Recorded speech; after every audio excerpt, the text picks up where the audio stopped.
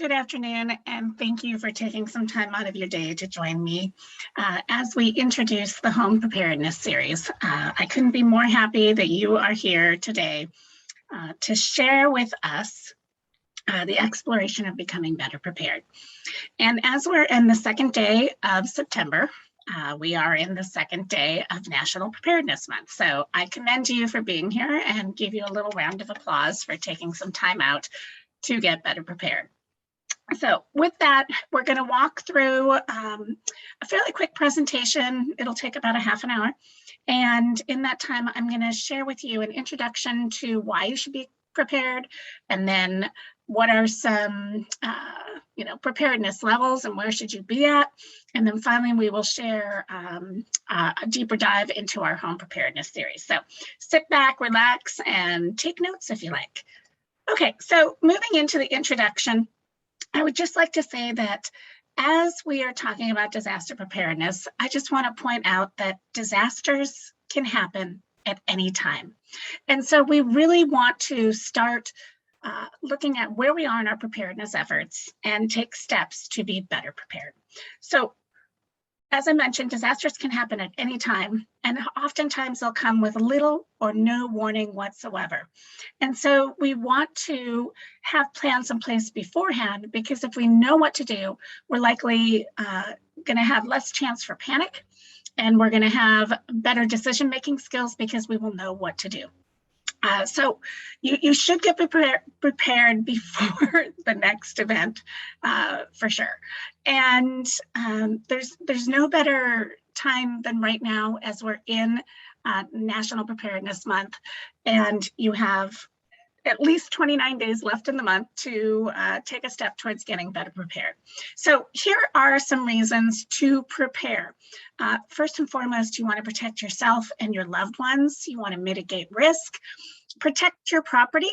You want to have enough supplies in place so that you can weather that interruption and then the interruption to the supply restoration. So if we have a major earthquake in our region, as an example, you should plan for 2 to 3 weeks of being on your own, having your own food, your own water, your own supply surplus. Also, preparing will help to save money. So studies will show that for every dollar that you spend initially, you will save $4 in the recovery phase. So it's very critical to save money. It also will help you to quickly reunify with your loved ones, and it will protect your financial well-being as well. So those are just some reasons to prepare. Now let's look at the different types of disasters that can happen. COVID-19, I don't have to tell anybody what that is. We are, in year 1.2 or 1.5, excuse me, in terms of this pandemic. And there are any number of other types of disasters that happened over the years that we can learn from and we can prepare for. Even 9/11, that you might be thinking, there's no way we could prepare for that. There is some truth to the devastation was horrific, but there were certainly organizations that had prepared for such events. And in one particular case, I believe it was JP Morgan Chase, occupied 4 floors of one of the towers, and I've forgotten which tower that was specifically. But the safety professional, emergency management professional, was very diligent in making certain that the staff knew what to do and how to evacuate that building. And they certainly saved hundreds of lives on that day. So there can be things that we can do beforehand to know what to do when an event occurs. And Hurricane Ida this week has certainly had some devastation in New Orleans, and then we saw it up and down the East Coast with subways flooding. And yeah, so these are things that are going to happen. These are things that we can plan for. So let's look at the different types of disasters. And what you'll see here is that I've broken it down into 4 different types of disasters. So there's geological and meteorological on this slide, and then we'll go to some human-caused and biologic types of disasters as well. So as you look down this list, pretty much everything on this list is something that can occur in Washington State, with the exception of hurricanes.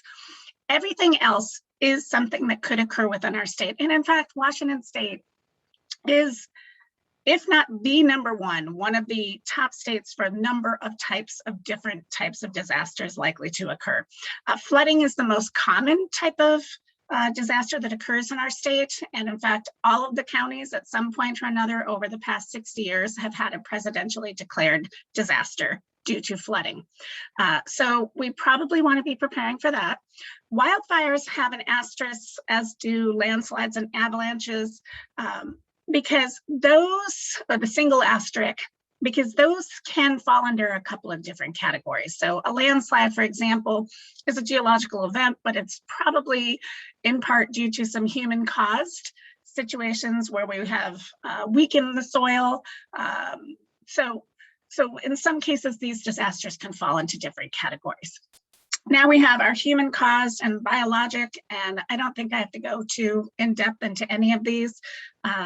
These are things that we can prepare for as well, particularly with the pandemic. We know better now how to prepare for it than perhaps we had before. In fact, I can remember years ago working with clients and suggesting, hey, why don't we do some pandemic exercises and plan for that? No. We just want to focus on earthquakes. Okay, fine. So I don't think anybody really took to heart that it was a true threat, but we certainly are aware that it is a true threat now. Okay, so when you are looking to develop your preparedness plans, you want to identify your risks. So we've just gone through the different types of disasters that are likely to occur, and you should specifically be looking at your individual risk. Where do you live? Where do you have vacation property? These are areas that you're going to want to do a little bit of research, and we can help to show you how to identify what is the potential risk for your property. In particular, I would encourage everyone to plan for two different types of risks in Washington state, one being home fires and the other being earthquakes. And the reason being is that those are two types of threats that are going to be fairly high risk for anybody living in Washington state. Now, on the east side of the mountains, there's going to be a little less earthquake risk, but it certainly would be beneficial to have plans in place because there can be earthquake activity over on the east side of the state as well. So let's take a little deeper dive into some stats in regards to home fire stats. These stats are from 2014 to 2018, and they're from the National Fire Protection Association's reporting. And when they're looking at this, they're looking at all fires. And what they found was that over 1/4 of the reported fires occurred in homes. And of those, more than 3/4 of civilian deaths and almost 3/4 of all reported injuries were caused by home fires. Cooking fires are the most common. And there are some things that you can do in regards to cooking to prevent a major event from occurring. Have a fire extinguisher in your home, in your kitchen in particular, and have it near the exit so you don't put yourself in between the fire and the exit to the room. In addition to that, highly recommended to keep the lid for the pot or pan nearby so that if a fire does occur, you can quickly put the lid on, extinguish the flame, and the fire will naturally go out on its own. Leading cause of home deaths from fire are from smoking materials, so smoking cigarettes and the like will lead to the most deaths in a home fire. Let's go ahead and move on to earthquakes now. So earthquakes can create some pretty significant damage on a regional basis, and we'll just kind of take a deeper dive into the Nisqually event that occurred on February 28th, 2001 in the Seattle metropolitan Olympia area. There were $2 billion worth of damage associated with that earthquake. And keep in mind that that was a very mild demonstration of seismic forces. So it didn't take that much shaking to create a significant amount of damage. There was one death associated with that event as well, although I believe it was a cardiac arrest. So somewhat related, perhaps not related. They're counting it as related. So we'll let it go at that. But in any case, there is historical evidence of a lot of damage being caused by these seismic events. And we have earthquakes happening all the time in our region. Here is a map from the Pacific Northwest Seismic Network that I put into this presentation back on August 5th. And herein we show that there were upwards of or nearly 200 earthquakes occurring in the 2 weeks prior to August 5th. And if you look at this map, you'll see these tiny little circles that are all representative of seismic activity within that charted area. So that is the area that the PNSN is actually monitoring and giving us the reports on a daily basis. So you can go to this website as well and look at what kind of seismic activity has happened over the last 2 weeks.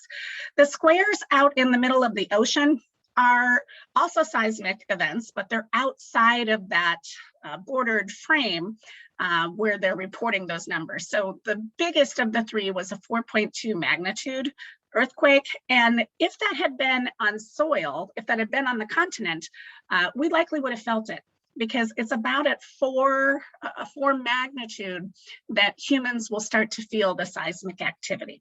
Whereas most of the activity that's occurring, all those little circles, are occurring along the I-5 corridor, and they're generally about 2 to 3 magnitude that we're really not feeling, but they're happening all the time. So we should know this, and we should prepare for the next big one. So how prepared are you? Think about that for just a second. Do you feel that you have the proper plans in place for the risks that you face? Do you know what the risks are that you face? Do you have the proper supplies in place? Do you have means of communication that you've built deeply so that you can get a hold of your loved ones after an event occurs? And have you taken the time to actually practice? Have you taken the time to educate your family about their plans and figuring out whether or not their plans are robust? It takes a whole community to get prepared. So think about where you are and where you'd like to get to. FEMA has a national preparedness goal of creating a secure and resilient nation with the capabilities required across the whole community to prevent, protect against, mitigate, respond to, and recover from the threats and hazards that pose the greatest risk. Now think about that for a moment. That's a pretty lofty goal. And I would have to say that we certainly haven't met that goal yet. And on a local level, we definitely haven't met that goal yet.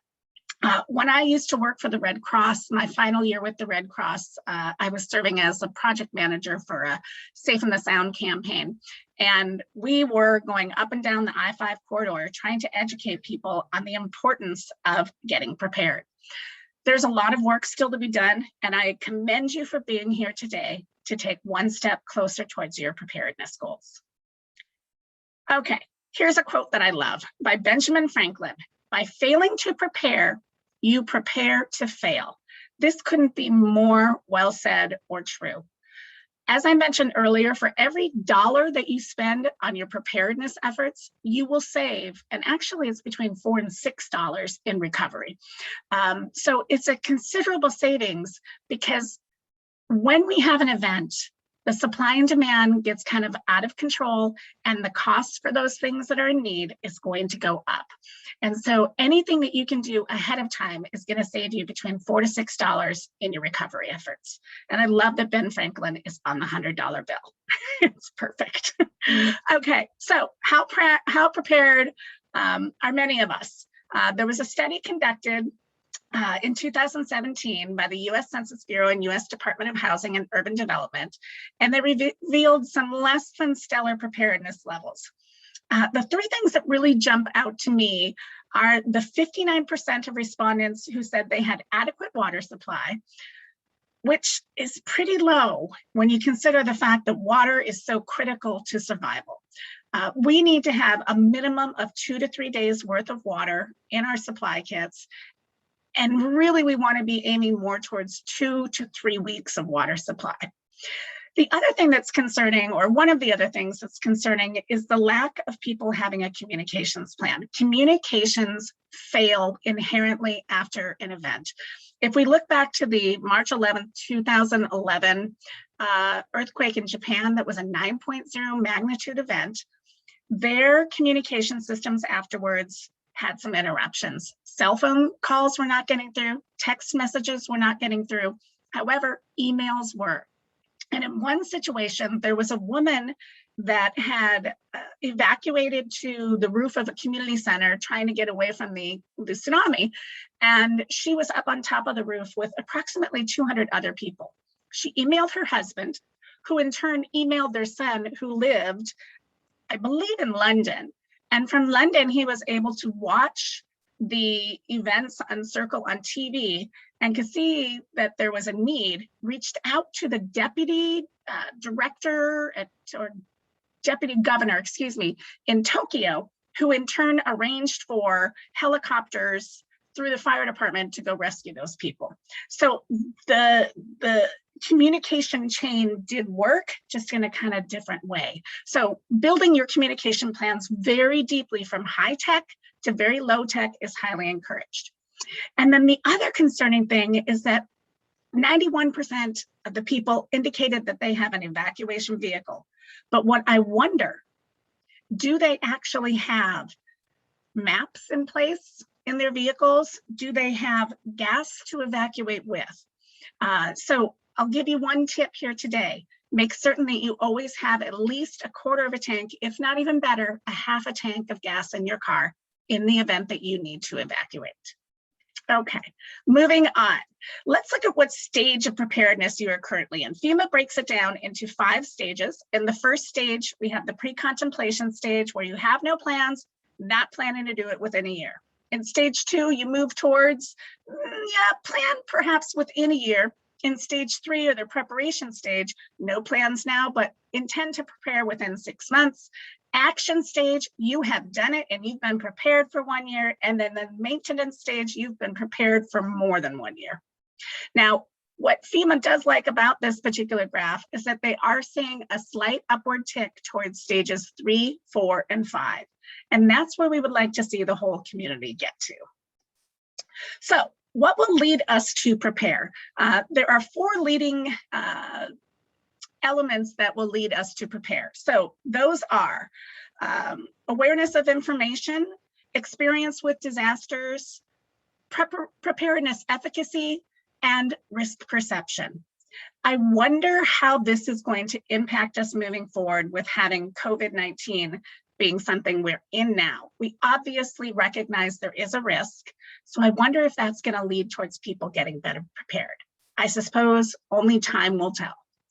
Here are some other leading sort of actions that people will take towards becoming better prepared. Attending meetings, talking with others, making emergency plans, seeking information on preparedness, participate in an emergency drill, gather supplies for 3 days. These are all things that people do. And what we see is that if you've done 3 or more of these, you're likely to continue doing something. And the other good news is that you're here attending the training. We're talking with others by listening to me. You're seeking information on preparedness, and hopefully you'll go gather supplies afterwards. So you're taking some steps, significant steps, by just being here today, and I commend you on that. Okay, so on a local level, we have a long way to go. Very few of the people that I know have actually fully developed their disaster preparedness plans. And there was an article that I found written by Sandy Doughton, a scientific author with the Seattle Times. And this is from 2018, where it was found that California and Oregon and Washington had fairly low percentages of people with earthquake insurance, Oregon being the best at 19%. Now, earthquake insurance can be very helpful. However, there are some drawbacks to it as well. If you do invest in earthquake insurance, you're likely going to have a quicker recovery because a lot of the repairs will be covered by that earthquake policy. However, the deductibles are quite high, and there was not one single earthquake claim that was filed after the Nisqually earthquake. Excuse me. And that is because the damage wasn't great enough. Excuse me. The deductibles are such that if you had a home that you were trying to insure for $200,000, you'll have to pay 10 to 20% of that cost as the deductible. So you'll be paying $10,000 to $20,000 up front before the insurance kicks in. So it is pretty costly. However, if you have a mortgage, you will still have a mortgage even if you no longer have a home that's livable. So you might want to weigh those options and make a determination for yourself as to whether that's a feasible plan for you to put into your preparedness plans. Okay, so how many of you want to get better prepared? I suspect you're all going to say yes to this because you are here today. And by just being here, that's a step telling me that you want to get better prepared than you are now. So what can you do? Well, we would want you to move out of stages 1 to 3 and into 4 and 5, truly, on the FEMA stage scale. And we also would like you to use September as the National Preparedness Month to get you closer to your end goal for being prepared. And we would like you to get our home preparedness course today. So let's introduce our home preparedness course to you. The home preparedness course was built with you in mind to help you take the month of September to get better prepared in the comfort of your own home. We have created a 4-week series that we're going to share with you. So you don't know how to prepare, we do. And we have taken our expertise and we put it into this 4-week course so that you can take it in the comfort of your own home at your own pace and create your preparedness plans with our guidance. In terms of my experience, why do I consider myself to be a subject matter expert in this particular category? Well, it comes from my background. So I'm not a disaster preparedness by education formally. I'm actually an audiologist. I received my master's from Western Washington University in audiology. And in my first professional gig, I worked for a group called Washington Audiology Services. And we went around testing hearing people who were exposed to loud noise occupationally. So firefighters, manufacturing plants, the lumber industry, you name it, anything that you can think of that has loud noise, with the exception of construction. It wasn't until I worked at Build It Smart, where I was doing hearing loss prevention as well, that we worked with construction. And the reason that construction kind of has a loophole is that people only need to be tested under the standards if they work for the same employer for a year or more with that hazardous noise level. So in construction, because so many workers work out of the hall and are called to a job site for a few days at a time, they kind of get out of that requirement. So with Build It Smart, we did a lot of mitigation, a lot of training of construction workers on how they could protect their hearing by mitigating the noise through hearing protection, moving the noise, buying equipment that was quieter. After Build It Smart, which was a grant-funded organization, and the grant funding dried up, so did my job and the business eventually, I created my own Here Today, Here Tomorrow hearing loss prevention consulting firm. And after about 10 months of that, I realized I wasn't getting the right kind of clients. So I went and worked for the American Red Cross for the following 9 years. And that's where I became a disaster preparedness guru. After the American Red Cross, I went on to create HT2 Consulting Services, which is sort of the blend of Here Today, Here Tomorrow of the hearing loss prevention and the Here Today, Here Tomorrow as in the present. So preparing for a disaster, mitigating against it, and then recovering from it. So HT2 Consulting Services was born in January of 2015. So we developed this home preparedness course to help you prepare because we recognize I can't get to every single house in the Pacific Northwest to help you get prepared one-on-one. I can certainly help some of you, but there's no way there's enough of me to spread around. So we created this course so that you can get my expertise and take it into your home in the comfort of your own home. So what do you get from this course? You will get 4 weeks of courses with fillable PDF documents to walk you through your preparedness journey, a developed disaster preparedness plan, a list of customizable disaster kit contents, a crisis communication plan and contact cards, a drill and maintenance schedule, and direct access to HT2 in the month of September and beyond. So you can directly ask any questions to us, and we will certainly try to find any answers that we can to help you solve those preparedness problems. So what's the investment? As I mentioned, if you were to work with me, it would cost you upwards of $500 to $1,000 for me to come into your home, use my expert eyes to identify potential risks and means to mitigate, to share with you what types of supplies you should have and where you should store them, and to build your crisis communications plan, and then encourage you to practice and test your plans afterwards. In the month of September, we are going to be offering our 4-week home preparedness series for $197. And that is a half the price savings to what it will be come October 1. In October 1, we will be raising it to $397.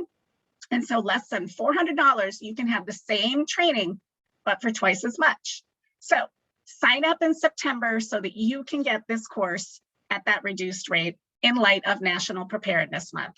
I will also share with you that if you are not fully and completely satisfied with the training afterwards and feel that you are better prepared, you can get your money back, no questions asked. So there's no risk in this to you. All the risk is on me. But I believe you are going to walk away from this course feeling so much better prepared and have some plans firmly in place. Okay. Here is another quote that I love. Preparation through education is less costly than learning through tragedy. Max Mayfield was a former director of the Hurricane Center, and if somebody knows that, it would be him. Hurricanes have taught us time and time again that if you don't know what to do, tragedy will unfold. So join us this month. Click on this link, register today for your home preparedness home series today. And in summary, don't delay, prepare today. I can't tell you how important it is to have plans in place before the next event occurs. I want to thank you for joining me today. And if you have any questions or you want to contact me directly, here is my contact information, and I am here to help you get better prepared. Have a great day and happy National Preparedness Month.